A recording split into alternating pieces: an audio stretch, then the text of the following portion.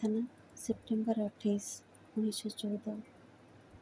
हे भगवान, तो सानिध्यर स्तुतिगान करने जाई लेखनी मोर मुक, किंतु तू जेपरि जड़े राजा, तो राज्यर समस्त अधिकार तू ग्रहण करिछु।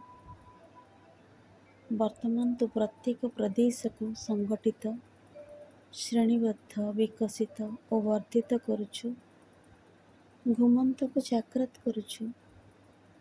जो माने जड़ता मध्य डूबी जाउथिले से मानकु सक्रिय करुछु।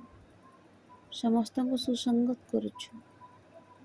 दिन आसीबो जेतेबेले एई सुसंगति पूर्ण सिद्ध हेबो एवं सेतेबेले समग्र साम्राज्यटी ताहार निजस्व जीवनधारा भितर देई तोर बाणी और अभिव्यक्तिर मुखपात्र हेबो।